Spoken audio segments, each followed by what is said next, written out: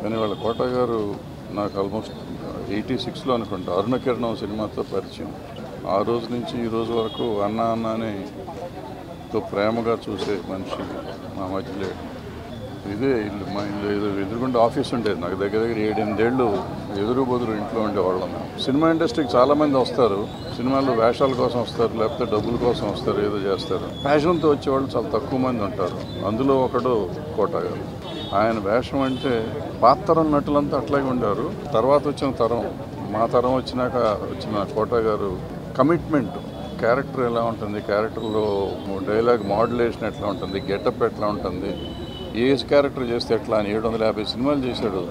దగ్గర దగ్గర 400 సినిమాలకి ఎప్పటికప్పుడు సెపరేట్గా ఉండేటట్టు చేసుకుని చేసిన మనిషి ఆయన. అంటే సమాజం బాగుండాలి అంటే తన ఉండే వ్యవస్థ బాగుండాలి, వ్యవస్థలో అందరూ బాగుండాలి అనుకుని తాపత్రయపడ్డ మనిషి. తర్వాత సినిమాని పూర్తిగా ప్రేమించిన మనిషి, సంపూర్ణ నటుడు, సంపూర్ణ వ్యక్తి అయిన కోట శ్రీనివాసరావు నాకు మంచి మిత్రుడు, సోదరుడు.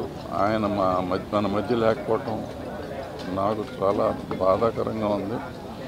ఇండస్ట్రీకి కూడా చాలా తీరని లోటు. ఆయనకి ఆత్మశాంతి కలగాలని ఆయన ఫ్యామిలీకి నా తెలియజేస్తాను.